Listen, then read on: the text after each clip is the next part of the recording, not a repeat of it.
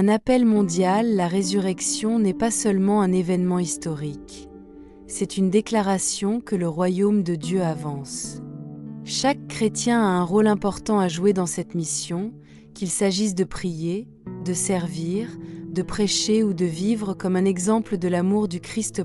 La résurrection de Jésus nous garantit non seulement la vie éternelle, mais redéfinit également notre relation avec Dieu. Avant l'œuvre rédemptrice du Christ, le péché créait une barrière insurmontable entre Dieu et l'humanité. Mais par sa mort et sa résurrection, Jésus a rétabli le chemin d'une relation directe et intime avec le Père. Réconciliation avec Dieu. La mort de Jésus sur la croix a payé le prix du péché, et sa résurrection était la preuve que le sacrifice était accepté par Dieu.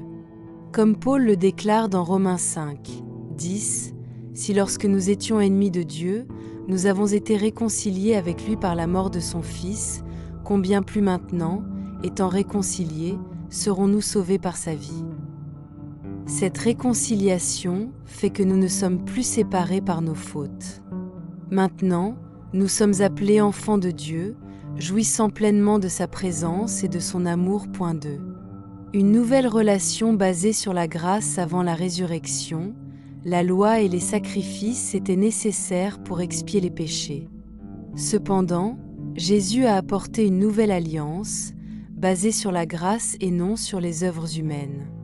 Éphésiens 2, 8-9 nous rappelle « Car c'est par la grâce que vous avez été sauvés, par la foi, et cela ne vient pas de vous-même, mais c'est un don de Dieu. Ce n'est pas par les œuvres, afin que personne ne puisse se glorifier. » Cette relation basée sur la grâce nous donne la liberté de vivre en communion avec Dieu, sans le poids de la condamnation. 3. Accès direct au Père. L'un des moments les plus significatifs de la crucifixion de Jésus fut le déchirement du voile du temple, Matthieu 27, 51.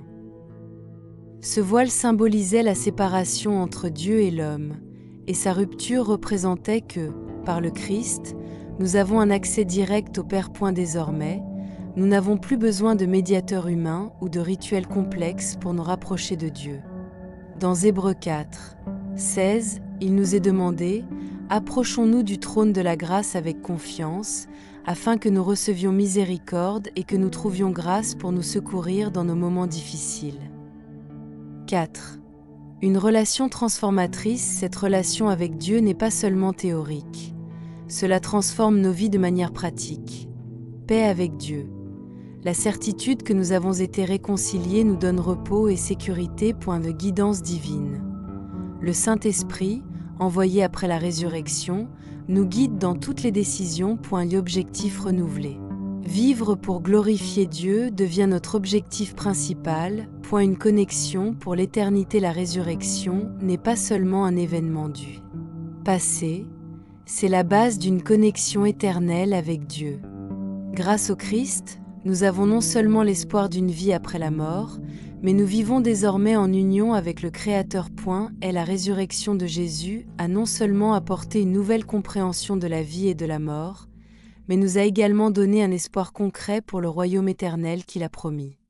Pour les chrétiens, cette promesse est le fondement de leur foi et un rappel constant que notre véritable citoyenneté est au ciel, avec Dieu. 1. La promesse du royaume éternel. Jésus a souvent parlé du royaume de Dieu au cours de son ministère terrestre. Il a décrit un royaume où il n'y aura plus de douleur, de mort ou de séparation. Dans Jean 14, 2-3, il réconforte les disciples avec la promesse « Il y a plusieurs pièces dans la maison de mon Père. S'il n'en était pas ainsi, je vous l'aurais dit. Je leur préparerai une place. Et si je vais et prépare leur une place, je reviendrai et je te prendrai chez moi, afin que tu sois là où je suis. Cette promesse n'est pas seulement une vision lointaine. C'est une réalité garantie par la résurrection. Tout comme Jésus est ressuscité, nous serons également ressuscités pour vivre avec lui dans ce royaume. 2. La nouvelle création, la résurrection de Jésus, n'était que le début de ce que Dieu fera dans toute la création. Dans Apocalypse 21, 1-4, nous lisons à propos d'un nouveau ciel et d'une nouvelle terre, Alors je vis un nouveau ciel et une nouvelle terre, car le premier ciel et la première terre avaient disparu, et la mer n'était plus. J'ai vu la ville sainte, la nouvelle Jérusalem, descendre du ciel d'auprès de Dieu, préparée comme une épouse parée pour son mari. J'ai entendu une voix forte venant du trône disant : « Maintenant, le tabernacle de Dieu est avec les hommes, avec les hommes. Vivre. Ils seront son peuple. Dieu lui-même sera avec eux et sera leur Dieu. Il essuiera toute larme de leurs yeux. Est la résurrection de Jésus et la garantie que ce monde nouveau sera une réalité. Cela nous donne l'espoir que bientôt toute la création sera restaurée. 3. L'appel à vivre en citoyen du royaume. Pendant que nous attendons la pleine réalisation du royaume de Dieu, nous sommes appelés dès maintenant à vivre en citoyen de ce royaume. Cela signifie refléter les valeurs du Christ dans notre vie quotidienne. Amour et pardon. Montrer le même amour que Dieu nous a donné. Foi et obéissance. Faire confiance à Dieu même en période d'incertitude. Justice et miséricorde. Travailler pour que la volonté de Dieu soit faite sur terre comme au ciel. Philippiens 3, 20 nous le rappelle. Mais notre citoyenneté est dans les cieux, d'où nous attendons avec impatience un Sauveur, le Seigneur Jésus-Christ. 4. La couronne de vie éternelle, ceux qui persévèrent dans la foi recevront la couronne de vie. Jacques 1, 12 déclare : Heureux l'homme qui persévère dans l'épreuve, car lorsqu'il aura surmonté l'épreuve, il recevra la couronne de vie que Dieu a promise à ceux qui l'aiment. Cet espoir nous soutient dans les moments difficiles, nous rappelant que ce monde n'est pas la destination finale. Vivre les yeux fixés sur l'Éternel, la résurrection, nous appelle à vivre les yeux fixés sur ce qui est à venir. Ici, chaque acte de foi et d'obéissance est une préparation au royaume éternel de Dieu.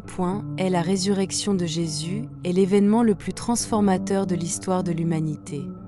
Non seulement cela nous apporte la garantie de la vie éternelle, mais cela a aussi complètement redéfini notre façon de vivre le présent. Il nous offre de l'espoir dans les moments d'incertitude, de la force dans les moments de faiblesse et une direction au milieu des ténèbres. 1. La victoire complète de Jésus par sa mort et sa résurrection. Jésus a vaincu le péché, la mort et les forces des ténèbres. Il nous a libérés de la peur de la mort, nous a garanti la vie éternelle avec Dieu et nous a donné le pouvoir de vivre une vie pleine et pleine de sens. Comme Paul le déclare dans 1 Corinthiens 15, 57, « Mais grâce soit rendue à Dieu qui nous donne la victoire par notre Seigneur Jésus-Christ. » Cette victoire n'est pas seulement une promesse lointaine, mais une réalité dont nous pouvons faire l'expérience chaque jour à travers notre foi en lui. 2. Un appel à la transformation, la résurrection, nous appelle à transformer nos vies. Vivre à la lumière de la résurrection signifie refléter l'amour de Dieu dans chaque action, partager le message d'espérance avec le monde et embrasser le dessein éternel qui nous a donné. Éphésiens 2, 10 nous rappelle, car nous sommes la création de Dieu, créés en Jésus-Christ pour accomplir de bonnes œuvres, que Dieu a préparées d'avance pour que nous les fassions. Cette transformation commence dans nos cœurs et se manifeste dans tout ce que nous faisons, faisant de nous des ambassadeurs du royaume de Dieu. 3. Une invitation à la foi si vous n'avez pas encore placé votre foi en Jésus, la résurrection est une invitation claire à le faire. Cela nous rappelle que peu importe ce à quoi nous sommes confrontés, il y a de l'espoir en Christ. La victoire qu'il a obtenue est également à votre disposition. Tout ce qu'il faut, c'est lui faire confiance, donner sa vie et accepter le don du salut. 4. Un appel à la communauté ensemble. En tant que communauté de foi, nous sommes appelés à proclamer cette vérité au monde. Que ce soit par nos actions quotidiennes, l'évangélisation ou le service, chacun de nous joue un rôle dans l'expansion du royaume de Dieu. Unis, nous pouvons être une lumière qui brille au milieu des ténèbres, guidant les autres vers l'amour rédempteur du Christ. Vivre à la lumière de la résurrection. Alors que nous clôturons cette réflexion sur la résurrection de Jésus, rappelez-vous, la mort n'a pas le dernier mot. La victoire du Christ nous assure qu'il y a quelque chose de plus grand qui nous attend.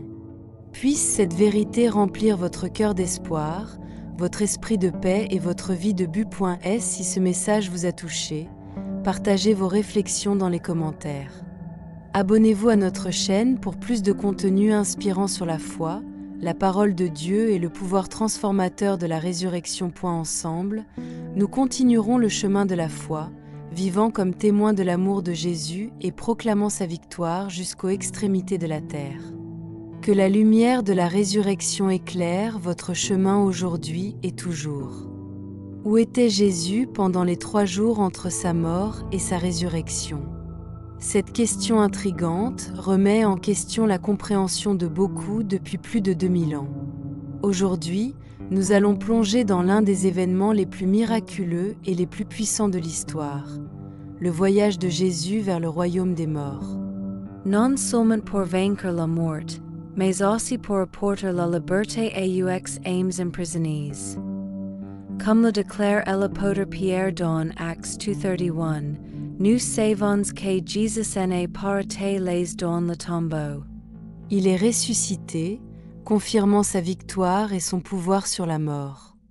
De plus, dans 1 Pierre 3, 18-20, nous apprenons que Jésus est descendu dans le royaume des morts pour prêcher aux esprits désobéissants de l'époque de Noé.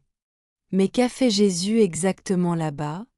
Il a brisé les chaînes de la mort et a apporté l'espoir à toute l'humanité. Pourquoi est-ce si important pour nous aujourd'hui? Comment cet événement façonne-t-il notre foi et notre compréhension du salut? Préparez-vous à explorer les mystères de la victoire de Jésus. Dans cette vidéo, nous découvrirons les détails de ce qu'il a fait dans le royaume des morts et la signification de sa glorieuse résurrection. N'oubliez pas de vous abonner à la chaîne pour plus de contenu comme celui-ci et de partager vos réflexions dans les commentaires. Ensemble, nous explorerons les secrets étonnants révélés par la Bible. L'un des aspects les plus énigmatiques de la mission de Jésus est décrit dans 1 Pierre 3, 18-20, car Christ aussi a souffert une fois pour toutes pour les péchés, le juste pour les injustes, pour les amener à Dieu. Il a été tué dans son corps, mais vivifié dans l'esprit, en qui il est également allé prêcher aux esprits en prison, qui avaient longtemps désobéi, lorsque Dieu attendait patiemment au jour de Noé, pendant que l'arche y était construite, mais quelques-uns. Personnes, soit 8, ont été sauvés grâce à l'eau. Cet extrait présente un principe profond. Jésus a non seulement affronté la mort, mais il a également vaincu dans toutes les dimensions. Sa descente au royaume des morts fut un événement crucial dans l'accomplissement de sa mission. Il n'est pas descendu pour être vaincu, mais pour proclamer sa victoire et apporter la liberté à ceux qui sont emprisonnés. Que signifient les esprits en prison? De nombreux érudits pensent que cela fait référence aux âmes de personnes qui ont vécu à une époque de désobéissance, en particulier à l'époque de Noé. D'autres évoquent les anges déchus mentionnés dans Genèse 6, qui ont été emprisonnés pour avoir désobéi à Dieu.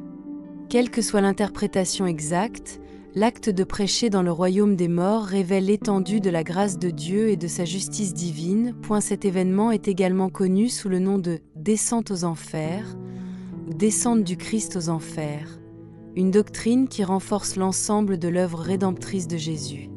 Il est venu non seulement pour sauver les vivants, mais aussi pour avoir un impact sur toute la création, y compris sur ceux qui étaient déjà décédés. L'importance symbolique et spirituelle. Imaginez l'impact de ce moment. Le royaume des morts, souvent décrit comme un lieu d'obscurité et de séparation, étant illuminé par la présence du Christ. Les esprits sans espoir entendirent le message de rédemption directement du Sauveur. C'était une confrontation directe avec la puissance des ténèbres, un acte qui affirmait l'autorité suprême de Jésus sur la vie et la mort. Cet épisode met également en lumière une vision plus globale du salut. Il nous rappelle que l'œuvre de Jésus n'était pas limitée par des barrières humaines ou temporelles.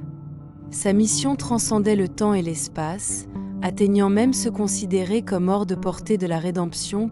La descente de Jésus dans le royaume des morts n'était pas un acte de défaite, mais une démonstration de son pouvoir absolu sur la vie et la mort. En s'y rendant, il a proclamé sa victoire sur le péché, la séparation et les forces des ténèbres. Cette action est profondément symbolique, montrant qu'aucune partie de la création n'est hors de portée de sa rédemption, comme mentionné dans le psaume 16. 10.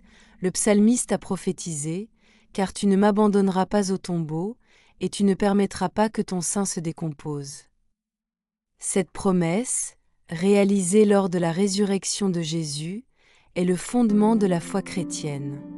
En étant ressuscité, il a non seulement vaincu la mort physique, mais a également brisé les chaînes de la mort spirituelle qui lient l'humanité au péché. La victoire de Jésus sur la mort a des implications considérables. 1. Rédemption universelle. Sa descente au royaume des morts rappelle que le plan de salut de Dieu inclut toute la création. Aussi loin qu'une âme puisse paraître, la grâce de Dieu peut l'atteindre. 2. Justice et miséricorde. En prêchant aux esprits en prison, Jésus a démontré l'équilibre parfait entre la justice divine et la miséricorde éternelle. Il annonça que la rédemption était accessible même à ceux qui avaient désobéi dans le passé. 3. Espoir pour l'humanité. La résurrection de Jésus prouve que la mort n'est pas la fin. Pour ceux qui ont confiance en lui, ce n'est qu'une transition vers la vie éternelle. Transformer notre vision de la mort et de l'éternité. L'impact de cette victoire transcende les générations et les cultures. Jésus n'a pas seulement vaincu la mort, il a également redéfini le sens de la vie éternelle. Avant sa mission, la mort était considérée comme une séparation définitive entre les vivants et les morts. Cependant, en descendant au royaume des morts, Jésus a montré que Dieu est présent même au plus profond de la souffrance et des ténèbres. En faisant confiance à Jésus, les chrétiens sont appelés à vivre avec une nouvelle perspective. La mort n'est plus une raison de craindre, mais une porte vers la vie éternelle. La résurrection fournit une base solide pour affronter les défis avec courage et espoir. Chaque personne, quelle que soit son origine, a accès au salut par le Christ. La résurrection de Jésus est l'événement central de la foi chrétienne, car elle marque l'accomplissement des promesses de Dieu et la victoire définitive sur le péché et la mort. Sans la résurrection, la foi serait vide, mais avec elle, nous avons l'assurance que la vie éternelle est une réalité. Dans le livre d'Actes 2, 27, nous lisons « Car tu n'abandonneras pas mon âme à l'Hadès, et tu ne permettras pas que ton sein voie la corruption. » Ce verset renforce le fait que Jésus n'était pas seulement un martyr, mais le Sauveur qui vit et règne. La résurrection est une preuve concrète que ses paroles et ses promesses sont vraies, donnant aux chrétiens l'assurance que, s'il a vaincu la mort, nous aussi. La résurrection et sa signification spirituelle. 1. Victoire sur le péché. Avant Jésus, l'humanité était prisonnière du pouvoir du péché. Par sa mort et sa résurrection, il a payé le prix des péchés de chacun, offrant la délivrance à ceux qui placent leur foi en lui. 2. Espoir de la vie éternelle. La résurrection est un aperçu de l'avenir promis aux fidèles. Tout comme Jésus est ressuscité, ceux qui lui font confiance auront un nouveau corps glorifié dans l'éternité. 3. Réconciliation avec Dieu. Par son œuvre rédemptrice, Jésus a restauré la relation entre Dieu et l'humanité. Le voile qui séparait les hommes du Saint des Saints était déchiré, symbolisant l'accès direct au Père. Le pouvoir transformateur de la résurrection pour les chrétiens. La résurrection est plus qu'un événement historique. C'est un appel à la transformation. Vivre à la lumière de la résurrection signifie adopter une vie d'amour, de miséricorde et de compassion, reflétant le caractère du Christ. Affronter les défis de la vie avec courage, sachant que la victoire finale a déjà été obtenue. Partager la bonne nouvelle du salut, apportant l'espoir aux autres. Comme le dit Éphésiens 4, 8, quand il monta en triomphe dans les hauteurs, il fit captiver de nombreux captifs et fit des présents aux hommes. Ces dons incluent le Saint-Esprit, qui donne aux chrétiens le pouvoir de vivre une vie abondante et de répondre à l'appel de Dieu dans leur vie. La résurrection de Jésus n'est pas seulement un événement dont il faut se souvenir. Cela devrait façonner notre façon de vivre au quotidien. Sa victoire sur la mort nous donne plus qu'un espoir pour l'avenir. Elle transforme la façon dont nous abordons nos défis, nos priorités et nos relations. 1. Une nouvelle perspective sur la vie grâce à la résurrection, nous sommes appelés à vivre avec un objectif renouvelé. Au lieu de nous laisser consumer par les préoccupations terrestres, la promesse de la vie éternelle nous invite à nous concentrer sur ce qui est éternel. La perspective selon laquelle notre existence ne se termine pas par la mort change notre façon de voir le temps, la justice et même la souffrance. Comme Paul l'enseigne dans 1 Corinthiens 15, 54-55. La mort a été détruite par la victoire. Où, ô mort, est ta victoire? Où, ô mort, est ton aiguillon? Ce passage nous rappelle que la mort n'a plus de pouvoir sur ceux qui font confiance au Christ. Ainsi, nous pouvons vivre sans crainte, avec la certitude que nous sommes en sécurité dans le plan de Dieu. 2. L'appel à la transformation personnelle, la résurrection de Jésus, nous appelle également à la transformation personnelle. Elle nous met au défi d'abandonner les comportements qui nous séparent de Dieu et d'adopter une vie qui reflète le caractère du Christ, amour et pardon. Tout comme nous avons été pardonnés par le Christ, nous sommes appelés à pardonner aux autres. Justice et compassion. La victoire de Jésus sur le péché nous incite à lutter pour la justice et à prendre soin des marginalisés. Foi et obéissance. La résurrection prouve que les promesses de Dieu sont vraies, renforçant notre foi et nous, encourageant à lui obéir en toutes choses. 3. Le rôle du Saint-Esprit. La résurrection nous garantit le don du Saint-Esprit, qui habite en nous pour nous guider et nous fortifier. Éphésiens 1, 13-14 déclare que l'Esprit est le sceau de notre salut, nous préparant pour le jour où nous serons pleinement rachetés. Avec le Saint-Esprit, nous avons le pouvoir de témoigner de Jésus dans nos communautés. Surmonter le péché qui nous asservissait autrefois. Faites l'expérience de la joie et de la paix.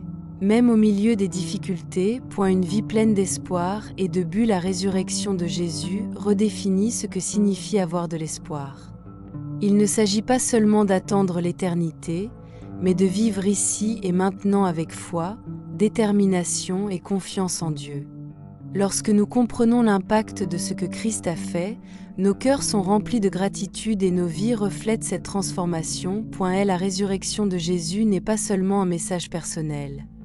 C'est un appel à la communauté chrétienne à s'unir et à témoigner de la puissance transformatrice de Dieu sur le monde. L'œuvre rédemptrice du Christ ne se limite pas aux individus, mais englobe toute l'humanité, nous invitant à partager cette vérité avec les autres. 1. Le rôle de la communauté chrétienne. Jésus n'est pas seulement ressuscité pour assurer le salut individuel, mais aussi pour créer une communauté de croyants.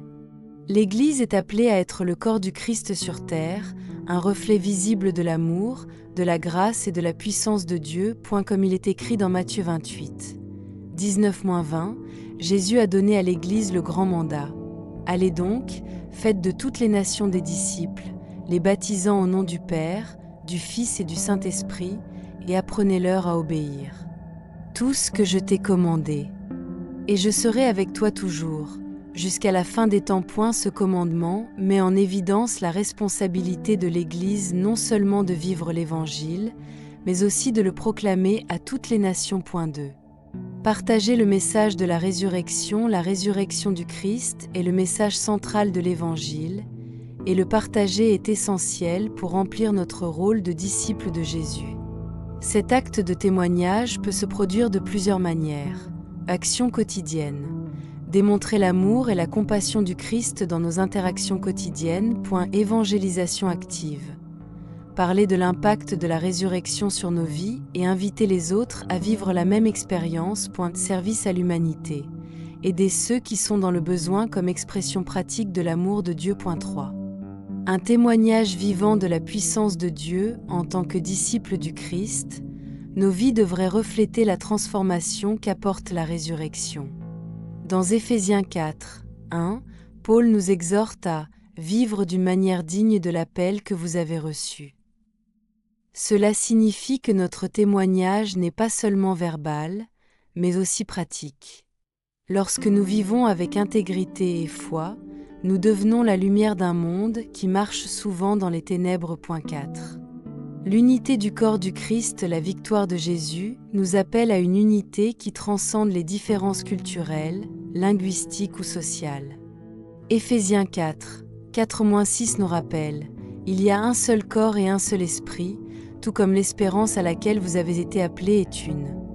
Il y a un seul Seigneur, une seule foi, un seul baptême. Un seul Dieu et Père de tous, qui est par-dessus tout, à travers tout et en tout. Cette unité est un témoignage puissant de l'œuvre rédemptrice du Christ. Lorsque les chrétiens se rassemblent, nous montrons au monde que le message de l'Évangile est vrai et transformateur.